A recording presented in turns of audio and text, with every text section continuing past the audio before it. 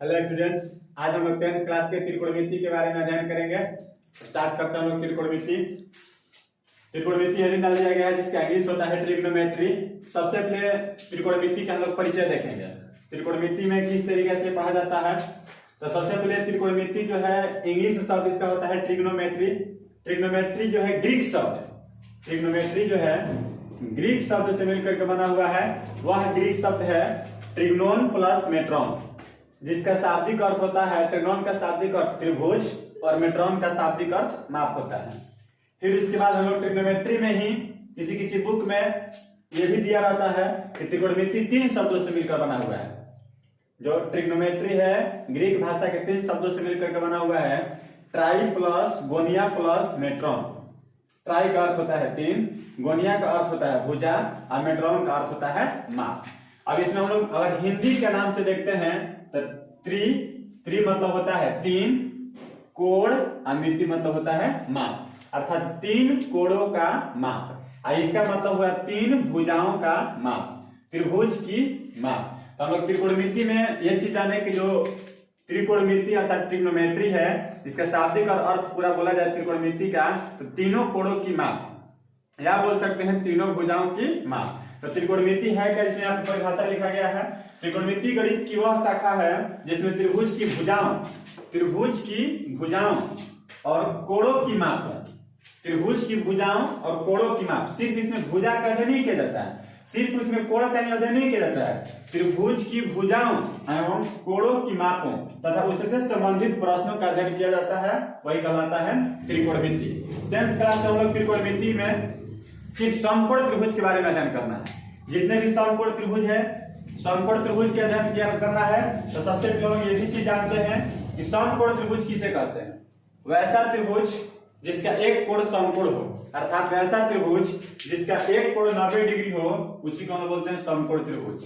जिसका नाम दिया जाएगा तो लिखा जाएगा ABC। हम लोग त्रिभुज में ये भी जानते हैं कि त्रिभुज में जो भुजा होता है 3 को होता है, ये भी इसका भुजा है, ये भी इसका भुजा है। और कोण का बात किया जाए, कोण और ये भी क्या है, कोण। और इसमें हम लोग शीर्ष का बात करें, शीर्ष। और समकोण जो त्रिभुज होता है एक कोण 90 डिग्री, बाकी यहाँ का जो कोण होता है ये जो होता है न्यून कोण होता है। और इसमें यहाँ पे बात करें तो ये भी जो होता है अब न्यून कोण होता है।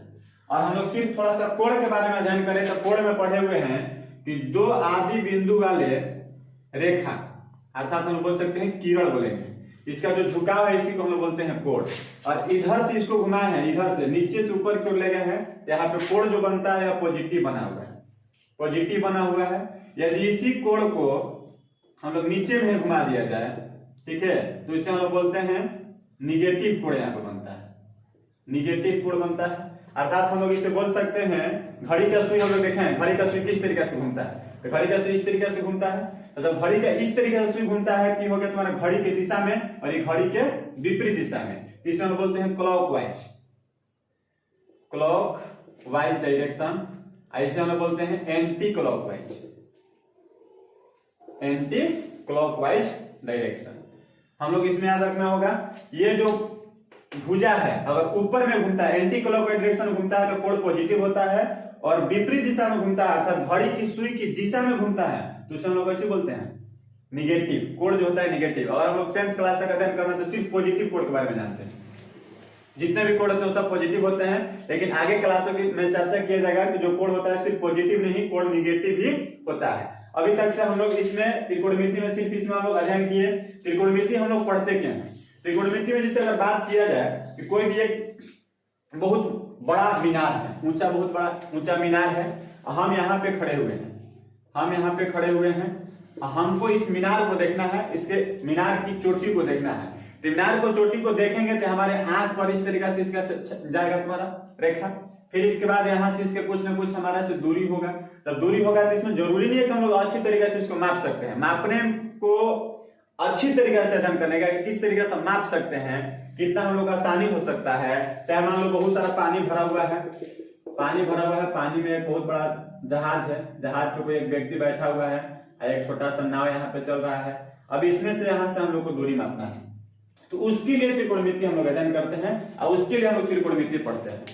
तो त्रिकोणमिति हम लोग जाने कि त्रिकोणमिति जो होता है, ट्रिग्नोमेट्री जो होता है, ट्रिग्नोन प्लस मेट्रॉन शब्द से बना हुआ है, या एक ग्रीक शब्द कर दिया गया है। ट्रिग्नोमेट्री को हम लोग ट्राई प्लस कोनिया प्लस मेट्रॉन भी कहा जाता है, जिसका शाब्दिक अर्थ होता है तीनों भुजाओं की माप। इसका भी अर्थ होता है तीनों कोणों का माप, अर्थात तीनों भुजाओं की माप। तो त्रिकोणमिति का अर्थ कैसे है? तो त्रिकोणमिति गणित की वह शाखा है जिसमें त्रिभुज की भुजाओं, कोणों की मापों तथा उससे संबंधित प्रश्नों का अध्ययन किया जाता है, वही क्या कहलाता है? त्रिकोणमिति।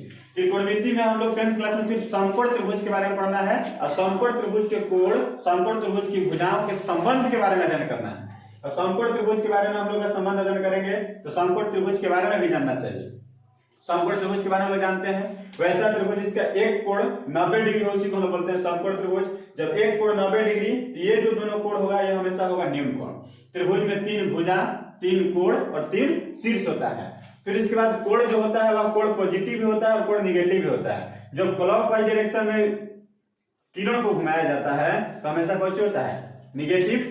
और जब कोण को, जब अर्थात किरण को एंटी क्लॉकवाइज डायरेक्शन में घुमाया जाता है तो वहां पर कोण हमेशा क्या होता है? पॉजिटिव होता है। हम लोग सिंपल भाषा में बोल सकते हैं कि त्रिकोणमिति जो बनाया गया था, स्टार्टिंग में त्रिभुज पर बनाया गया था, अर्थात त्रिभुज के कोण और उसके भुजा के बारे में अध्ययन किया जा रहा था। लेकिन आज त्रिकोणमिति इतना विकसित हो चुका है कि सिर्फ समकोण त्रिभुज पर भी नहीं, विषमबाहु त्रिभुज पर बनाया जा रहा है। उसका उपयोग हम लोग दैनिक जीवन में भी कर रहे हैं। त्रिकोणमिति का उपयोग समांतर चतुर्भुज में भी किया जा रहा है, षष्ठभुज में भी किया जा रहा है, पंचभुज में भी किया जा रहा है। अब हम लोग का ये कहना गलत है कि त्रिकोणमिति सिर्फ समकोण त्रिभुज में पढ़ना है, लेकिन हम लोग 10th क्लास में सिर्फ हम लोग को समकोण त्रिभुज में पढ़ना है। बाकी आगे की क्लासों में जाएंगे तो समकोण त्रिभुज पर ही नहीं, समांतर चतुर्भुज हो, फिर आगे पंचभुज हो, चाहे विषम बाहु त्रिभुज हो, किसी भी त्रिभुज पर हम लोग अध्ययन करेंगे। तो आगे की स्लाइड में हम लोग देखेंगे और आगे की किस तरीके से हम लोग अध्ययन करना है।